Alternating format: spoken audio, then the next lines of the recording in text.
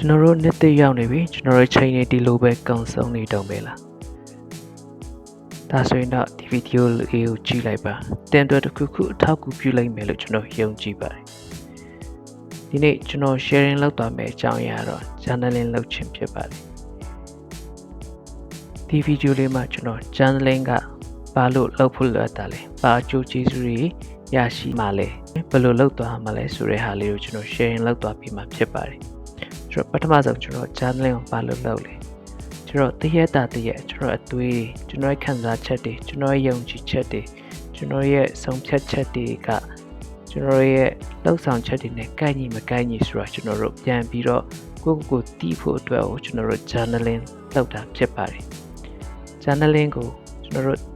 လုပ်လိုက်ချင်ဖြစ်ကျွန်တော်တို့ဘာတွေကောင်းလာလဲကျွန်တော်မှရှိတဲ့ stress တွေကိုလျော့ကျစေတယ်ကျွန်တော်စိတ်တွေကိုပို့ပြီးတော့ကြည်လင်စေတယ်ပြီးလို့ရှိရင်ကျွန်တော်တို့ဒီကိုပို့ပြီးတော့သိရှိမှုတွေကိုပို့ပြီးတော့တိုးတက်စေတယ်ကျွန်တော်ဒီ emotional intelligence တွေပြောလဲစိတ်ပိုင်းဆိုင်ရာတွေကလည်းပို့ပြီးတော့ကောင်းလာစေတယ်ပေါ့နော်ပြီးလို့ရှိရင်ကျွန်တော်ရဲ့ဒီ journaling လုပ်ခြင်းအဖြစ်ကိုယ်ပိုင်တိုးတက်မှုတွေတိုးတက်လာဖို့ track လုပ်ထားပြီးတယ်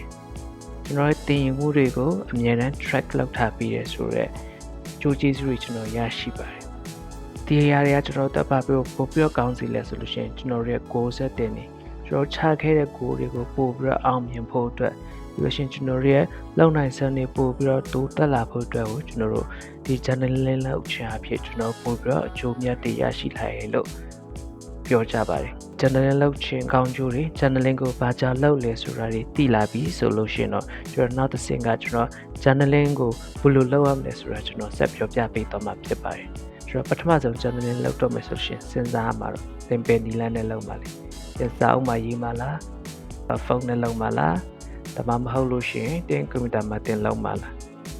းဒါတော့တင်ရဲ့ရွေးချယ်မှုအပိုင်းမှာကျွန်တော်တော့စာအုပ်နဲ့လုပ်ပါတယ်ဘာလို့လဲဆိုတော့စာအုပ်နဲ့လုပ်တာပို့ပြီးတော့ကိုအချိန်ပို့ပေးနိုင်တယ်ပြီးလို့ရှိရင်စိတ်ငြိမ်မှုပို့ပေးရတယ်ထင်လို့ကျွန်တော် journaling ကိုစာအုပ်မှာရေးချပါတယ်ဆိုတော့ကျွန်တော်တို့လုပ်ချင်တဲ့နည်းလမ်းတွေကိုကျွန်တော်ရွေးပြီးသွားပြီဆိုလို့ရှိရင်ဒုတိယအနေနဲ့တော့ဘယ်ချိန်မှာလုပ်မှာလဲတပတ်ကိုဘယ်နှခေါက်လုပ်မှာလဲဒါတွေကိုကျွန်တော်စဉ်းစားဖို့လိုအပ်လာပါပြီဒီမှာဆိုလို့ရှိရင်တရက်တာရဲ့ညမှာလုပ်မှာလားမဟုတ်လို့ရှိရင်မနေ့မှာလုပ်မှာလားဒါတွေကသင်စဉ်းစားမယ့်အရာတွေဖြစ်သွားပါပြီဒုတိယတစ်ချက်ဖြစ်တဲ့တင် journaling ကိုတင်ရက်တိုင်းလုပ်သွားမှာလားဒါမှမဟုတ်လို့ရှိရင်တပတ်တစ်ခေါက်လုပ်မှာလားဒီဟာလေးတွေကသင်ရွေးချယ်မယ့်ဟာဖြစ်တယ်ပေါ့နော်ဘာလို့ကျွန်တော်ဆိုလို့ရှိရင်ညလုပ်တယ်ဘာလို့လဲဆိုတော့ကျွန်တော်ရဲ့ဒီတရက်တာကိုကျွန်တော် reflect ပြန်လုပ်ချင်တယ်အဲ့ဒါအတွက်ကျွန်တော်ဘာတွေကောင်းလာလဲဆိုလို့ရှိရင်ကျွန်တော် meditation ထိုင်တယ်လို့ပဲပေါ့နော်ကို journaling ရေးချင်မှာကိုတနေ့တာကောင်းတာကိုဘာတွေလိုအပ်လဲကိုဘာတွေလုပ်ဖို့လိုလဲဆိုတာကိုတနေ့တာကိုညချင်မှာတစ်ခါစဉ်းစားပြီးသွားတယ်ပြီးလို့ရှိရင်နောက်တရက်အတွက်ကိုလေးကိုပါကျွန်တော်တစ်ခါစဉ်းစားပြီးတော့ရေးပြီးတတိတာဖြတ်သွားတယ်ပေါ့နော်ကျွန်တော်ဒီနှစ်ချက်ပြီးသွားပြီဆိုလို့ရှိရင်တော့ကျွန်တော်တတိယတစ်ချက်အနေနဲ့journaling ဘယ်နှမျိုးရှိလဲဆိုတော့ကျွန်တော်တစ်ချက်ပြောပြသွားချင်ပါတယ်journaling လို့ပြောရချင်မှာကျွန်တော်လူတော်တော်များများ personal ဒါမှ emotional ကိုယ့်ရဲ့ကိုထားနဲ့ပတ်သက်တဲ့ journaling တွေလုပ်ရင်လုပ်မယ်ဒါမှ reflective ကိုဒီပေရတွေကို reflect လုပ်ချင်တဲ့ဟာတွေကို journaling လုပ်မလားဆိုလို့ရှိရင်ကိုယ့်ရဲ့ goal setting ဆိုလို့ရှိရင်ကိုယ့်ရဲ့ productivity အဲ့ဒါတွေနဲ့ပတ်သက်ပြီးတော့ journaling လုပ်မလားဆိုလို့ရှိရင်ကျွန်တော် gratitude နဲ့ပတ်သက်တဲ့အရာတွေကိုကျွန်တော် journaling လုပ်မလားဘာကျွန်တော်ရဲ့ creative content တွေ create လုပ်တာတွေနဲ့ပတ်သက်ပြီးတော့ journaling လုပ်မလားဆိုတော့ဒီအရာတွေသိသွားပြီဆိုလို့ရှိရင်ကျွန်တော်အဓိကဘယ်အရာကိုကျွန်တော်တို့သွားမှာလဲဘယ်အရာကိုသင်ရေးချင်တာလဲဆိုတာ focus လုပ်ဖို့လုပ်ပါတယ်မဟုတ်လို့ရှိရင်သင်ရေးချင်တဲ့အရာတွေအရင်အများနေပြီဆိုလို့ရှိရင်သင်ရဲ့ journaling ကအရင်ကိုရှုပ်ထွေးနေပြီးတော့သင်ကိုယ်တိုင် review ပြန်လုပ်ရချိန်သင်ကိုယ်တိုင်ဖတ်တဲ့ချိန်တော့မှရှုပ်ရှက်ခတ်နေမှာစိုးလို့ပါအဲကြောင့်မို့သင်ဘာကိုအဓိက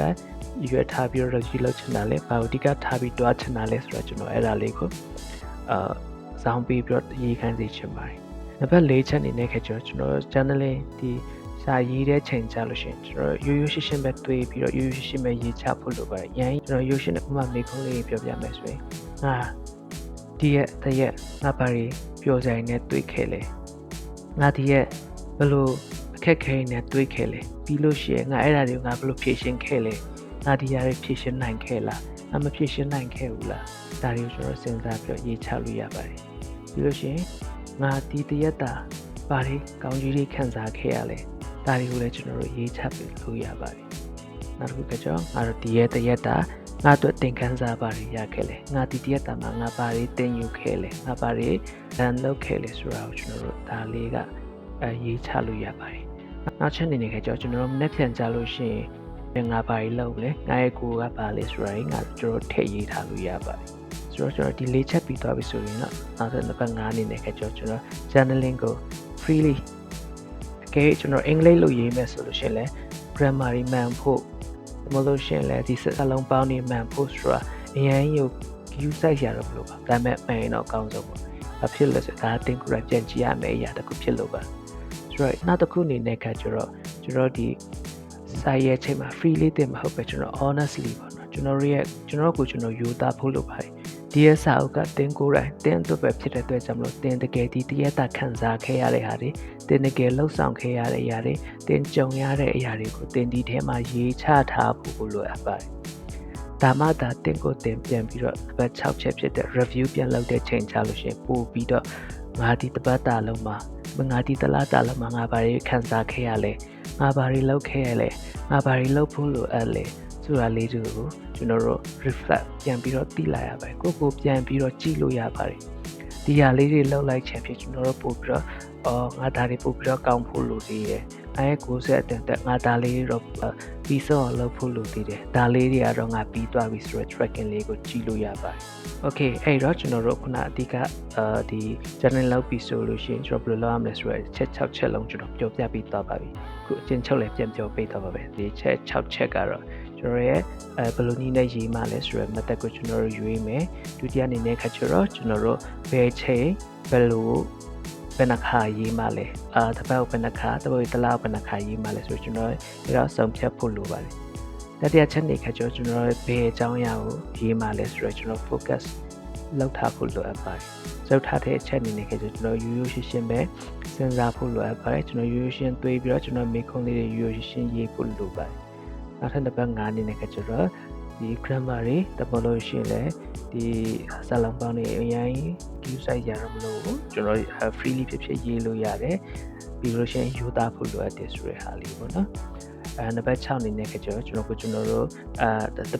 ပတ်တမလို့ရှိရင်တလား review တမ reflect လေးလုပ်ပြရမယ်ဆိုတဲ့အကြောင်းလေးဖြစ်ပါတယ်ဆိုတော့ကျွန်တော်တို့ဒီ journaling လုပ်ချင်အဖြစ်ကျွန်တော်တို့ရဲ့ရှေ့ဆက်ရမယ်နေ့တွေကိုကျွန်တော်တို့ပို့ပြီးတော့ကိုသိမြင်လာကိုပို့ပြီးတော့အကောင်လည်းပို့မြင်လာနိုင်မယ်ကိုလောက်ရမယ့်အရာတွေကလည်းပါရီဆက်လောက်ရမလဲဆိုတာမြင်တပို့ပြီးတော့တွေးလာရမယ်လို့ကျွန်တော်ယုံကြည်ပါတယ်ဒါကြောင့်မို့ဒီ journaling လုပ်နေတဲ့လူတွေဆိုလို့ရှိရင်လည်းဆက်လက်လုပ်သွားမယ်။ကဲမလုပ်ရသေးတဲ့လူဆိုလို့ရှိရင်လည်းဒီဗီဒီယိုကြည့်ပြီးတော့မှ idea လေးတစ်ခုရမယ်လို့ကျွန်တော်မျှော်လင့်ပါတယ်။ဆိုတော့ဒီဗီဒီယိုလေးကတင်တော့အတွက်အကျိုးတစ်ခုရှိခဲ့မယ်။တင်တော့အတွက်တွေးစရာလေးတစ်ခုရခဲ့မယ်ဆိုလို့ရှိရင်တော့ like, follow and subscribe လေးလုပ်ပြီးဖို့မမေ့ပါနဲ့။